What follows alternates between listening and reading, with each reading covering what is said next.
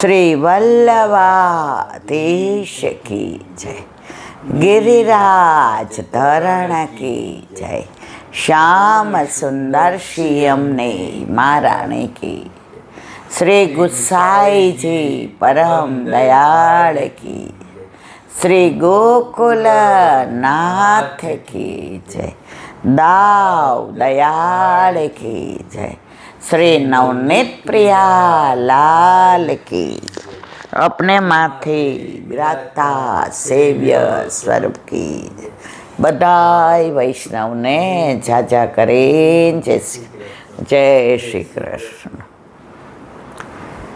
ग्रीष्म ऋतु आज वैशाख महीनो 20 महीनो, परम दिवस अखात्रीज, अक्षय तृतीया, अक्षय त्रीज एनु अपभ्रंश थईने अखात्रीज थयुं। अक्षय तृतीया अने अक्षयनो आ तिथिनो क्यारे क्षय न थाय। आज घणीवार आपणे एम कहीए बीजनो क्षय, आठमनो क्षय, पण अक्षय तृतीया अने अक्षयनो जे कार्तिक महीनामां आवे छे एनो क्यारे क्षय न थाय।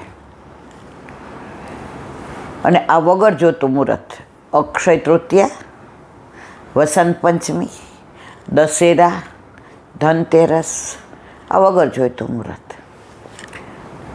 तो हवे लग्नगाळो शरू।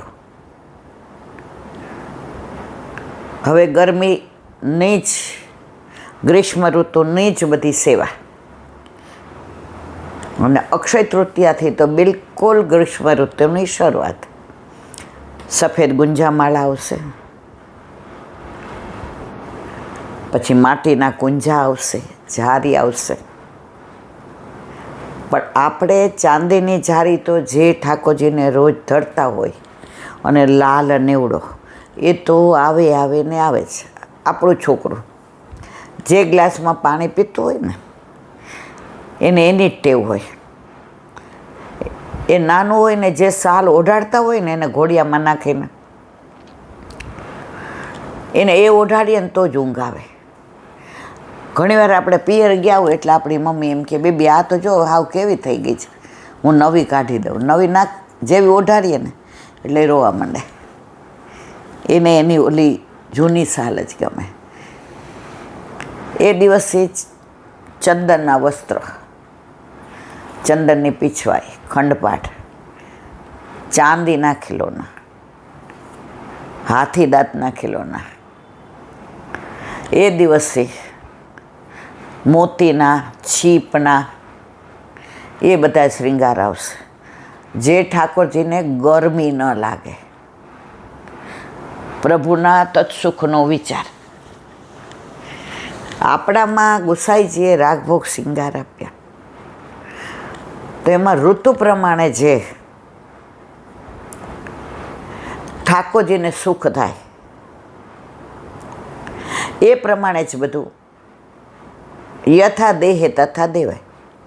આપણે ઉનાળામાં મલમલના કપડાં પહેરીએ તો ઠાકોરજીને હવે એવા જ આવશે। હવે એને જરી નહીં ગમે, હવે સોનાનાય ન ગમે, તપી જાય ને પહેરીએ તો કેવું આમ બળતરા થાય। હવે મુગટ નહીં આવે કારણ કે ઉનાળામાં કાંઈ રાસ કરવો ગમે નહીં। તો સૂક્ષ્મ વિચાર વલ્લભે અને ગુસાઈજીએ કર્યો છે પ્રભુના તત્સુખનો। એવો કોઈ માર્ગમાં કોઈએ નથી કર્યો।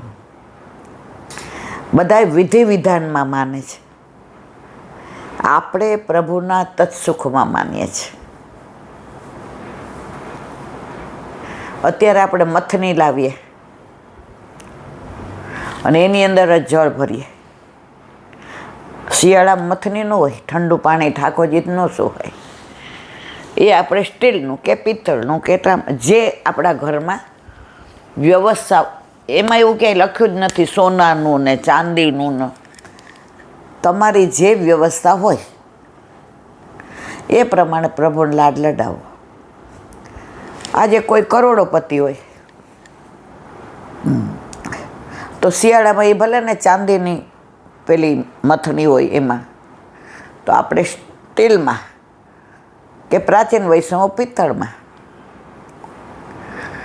પછી એ ચાંદીના લાવ્યા એટલે આપણે લાવવા એવું નહીં. આપણા ઘરમાં જે ઉત્તમમાં ઉત્તમ વ્યવસ્થા હોય એ આપણે ઠાકોરજીને ધરાવવાનું. આજે કેરીની શરૂઆત થાય એટલે આખી સિઝન ઠાકોરજીની કેરી બહુ ભાવે. પહેલાં પ્રભુ પધાર્યા ત્યારે આવી સમજ નહોતી, તો ઠાકોરજીને કેરી આવવા માંડી. હોળી પછી આપણે ધરીએ, એવો કોઈ નિયમ નથી, પણ પહેલેથી જ હોળીમાં કેરી પધરાવીએ અને પછી આપણે ધરીએ. તો એક વૈષ્ણવ જોડે હું મનોરથમાં ગઈ, એમના ભાભીને ત્યાં. એટલે હોળી પહેલાં ગયા હતા અને કેરી મૂંઘી, પણ એમને ત્યાં કેરીનો રસ ને પૂરી ને ખમણ ને, એટલે આપણને આ બધી ખબર નહોતી, કારણ કે હજી આપણે નવા નવા ઠાકોરજી પૂછ કરાવ્યા હતા, નવા નવા સખડી ધરાવતા. તો મારી હારે એક વૈષ્ણવ બેઠા, મને કે તમારા બેનપાણીને તો વાર લાગશે, કારણ કે અહીંયા નણંદ રહ્યા એટલે બધું એનું સમેટીને આવશે. એટલે એમણે મને કીધું છે કે તમે પ્રસાદ લેવા બેસો તો ઈલાબેનને બેસાડજો અને તમારી ભેગા ગાડીમાં લઈ જાજો. એટલે હું એમને પૂછી આવી, મેં કીધું તમે નથી બેસતા મારી યારે? મને કે બેના મારે મોડું થશે, કારણ કે મારા ભાઈ ને બધા હોય ને એ છેલ્લે અમે લોકો લેશું. મેં કીધું સારું. તો એની હારે બેઠીને તો એણે રસ ન લીધો. એટલે આગળ એ હતા અને પાછળ હું હતી. અમને ઘરમાંથી એવું શીખવાડ્યું, જ્યાં સમજણ ન પડે ને ત્યાં મોટા કરે ને એ પ્રમાણે જોઈને કરવું. એટલે આ બધા નાનપણના સંસ્કાર હોય એટલે હું એની પાછળ. એટલે મેં એને કીધું, મેં કીધું મિનતીબેન રસ રહી ગયો. મને કે રહી નથી ગયો, હમણાં કહું પછી. એટલે મેં ઓલો લીધો હતો ને વાડકી, એ પાછી મૂકી દીધી, મેં ન લીધી. મને કે લ્યો લ્યો રસ લ્યો. મેં ના પછી કહું. પછી અમે બે બાજુ બાજુ બેઠા. મને કે ઈલાબેન જો તમારા મારી ઉંમરમાં 20 વર્ષનો ફેર હશે. આપણા ઘરે ઠાકોરજી લગભગ કે 40-45 વર્ષથી બિરાજે છે. એટલે અમારા દાદીજી સાસુ ને મારા સાસુ અમને કોઈ દિવસ એવું કહેતા નહીં કે તમે આમ કરો, પણ એ કરતા ને અમે જોતા. એટલે મારા સાસરે કાંઈ કામથી આવ્યા હોય કે કંઈ મારા ઘરે લગ્ન પ્રસંગ હોય તો અમારા ઘરે ઠાકોરજી, તો ત્યાં ઠાકોરજીને કેરી ન ધરાવી હોય તો અહીંયા રસ ન લે. અમારા ઠાકોરજીને ધરાવેલો હોય તોય ન લે. એટલે એ કે મારા મમ્મીએ મને પૂછ્યું, એ કે મિનતી હા મોટા બા ને બા તો રસની ના પાડે છે. ભલે હતી ભેગી રસમલાઈ એ હતી ને ઓલા ગુલકંદના વડાય હતા એ કે. એટલે મેં વળી મોટા સાસુ મોટા બાને પૂછ્યું, દાદીમાને, બા તમે રસ ન લીધો? હવે બધા ભેગા બેઠા હતા એટલે મને કે બેટા હમણાં કહું કે હું તાર સાસુ નહીં લે, તું લેજો હો દીકરા. તો કે બા મારું પિયર છે એમ તમારું નહીં, તમે વહેલા જેવું ન રાખો, બા લ્યો ને. એ કે બેટા હું કહું એટલે આપણે સમજી ગયા કે હવે આગળ પૂછાય નહીં. પછી બધાએ પ્રસાદ લઈ લીધો તો મેં રસ ન લીધો. મને એમ કે આની અંદર કાંઈ કારણ હશે. પછી ઉપર એમને હું લઈ ગઈ, મેં કીધું બા એસી ને બધું, એ જમાનામાં તો એસી એટલે બહુ કહેવાય, ચાલુ કર્યું છે તો તમે અહીં આરામ કરો, પછી 5 વાગે આપણે લોકો મારા કાકાને ત્યાં સાંજે પ્રસાદ લેવાનો છે તો આપણે જઈશું. પણ મારા મનમાં ઓલું હળવળ થાય, હે મોટા બા તમે ને બા મમ્મીએ રસ કાં ન લીધા? અહીંયા મારા દીકરા અહીંયા આપણે જે આપણા ઠાકોરજીને ધરાવ્યો છે. મેં કીધું ના. તો કે આપણા ઠાકોરજીને ન ધરાવ્યો હોય ને ત્યાં સુધી જો આ નિયમ નથી, આ ક્યાંય લખ્યો નથી, પણ અમારા મનનો પોતાનો એક ભાવ છે કે મારા પ્રભુ સિઝનનું પેલું ફળ ન આરોગે ત્યાં સુધી હું મોઢામાં ન નાખું. તો હું એમ કરતી હતી, તારી સાસુ પરણીને આવી તો એણે જોયું, તો એ પણ એમ કરે છે, તે કેમ ન લીધો? તું તો નાની છો, તારું પિયર છે, તું ન લે તો તારા મમ્મી પપ્પાને. બા, તમે મને હમણાં કેવું સરસ કીધું કે તારી સાસુ પરણીને આવીને એણે જોયું કે બા નથી લેતા, તો હુંય પરણીને આવી તો આપણા ઠાકોરજીની હું નહીં સખી છું ને, તો આપણા ઠાકોરજી ન લે તો આ સુધી મારે ના લેવાય ને. તો મિનતીબેન કે ત્યારનું ઈલાબેન હું રસ નથી લેતી. મને કે તમે કેમ ન લીધો? મેં કીધું જો હું સાચું કહીશ, ખોટું નહીં બોલું. મને આ ખબર નહોતી, કારણ કે હું હજી 2-3 મહિનાથી જ સખડી ધરાવું છું.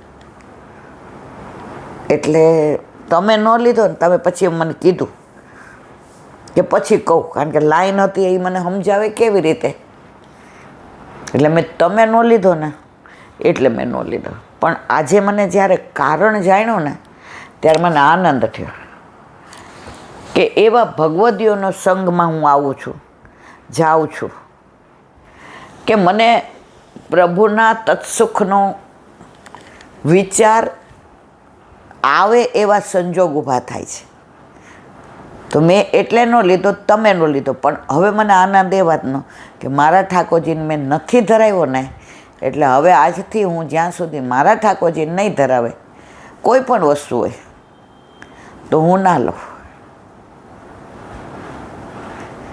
જાંબુનું શરબત હવે ઉનાળામાં કે જ્યારે આવે ત્યારે જાંબુ આવે, ઠાકોરજીને ધરીએ. તો એમનું એ શીખવાડેલું નિવેદનમ તુ સ્મર્તવ્યમ સર્વથા તાદ્રસય જન. તો જાંબુ પેલા ઉત્થાપનમાં મંદિરમાં હતા, ન લીધા. એટલે મારી સાથે 2-3 વૈષ્ણવ હતા, એને ગમ્યું નહીં. એ કાંઈ ઈલાબેન આમાં હોરું થાણું વાણું હોય. મેં કીધું આ ભગવદીઓએ આવું શીખવાડ્યું છે કે આપણા ઠાકોરજી ન ધર્યું હોય, આ નિયમ નથી, આ કાયદો નથી, પણ મનનો ભાવ છે. તમે જો આપણા છોકરાને ટાઈફોઇડ થયો હોય ને, એટલે ડૉક્ટરે કીધું હોય કે ઘઉંનું કે એવું નહીં ખાવા દેવાનું, હા હોય ને હળવું દેવાનું. તો એટલા દિવસ આપણા ઘરમાં કાંઈ મિષ્ટાન ન બને, ફરસાણ ન બને. ઠાકોરજી બિરાજતા હોય તો ઠાકોરજી જેટલું થોડું બનાવીએ, અને એ ધ્યાન રાખીએ કે આ બાળક છે ક્યાંક ખાઈ ન લે. તો લૌકિક બાળકમાં એ ટાઈફોઇડ થયો હોય તો આપણે આટલું ધ્યાન રાખીએ. તો આપણા ઘરે આપણા માથે બિરાજતા આપણા ઠાકોરજી સાક્ષાત છે જ. એટલે એને જ્યાં સુધી ના ધરાવીએ ત્યાં સુધી આપણે ના લઈએ. આ બધું ભગવદીઓ જોડે રહીએ તો શીખવાય મળે, અને પછી આપણે આપણા પ્રભુને એવી રીતે લાડ લડાવીએ. હવે એ થાળીમાં અખાત્રી જાવ ને એટલે નાની થાળી હોય આટલી, એમાં જળ ભરે ને એમાં બધા પુષ્પ સાચા, ગુલાબ ને મોગરો ને, એ તો કેટલો તત્સુખનો વિચાર કરે કે ઠાકોરજીને વધુમાં વધુ મોગરા જ ધરે, પીળા ને ગુલાબ માપે જ ધરે થાકમાં જ. કે પ્રભુને અત્યારે પાકા કલર ન ગમે, આછા કલર જ ગમે. વસ્ત્ર આછા, શ્રૃંગારે અત્યારે ઠાકોરજીને બહુ શ્રૃંગારે ન ગમે, આડબંધ ને એ જ બધું આવે.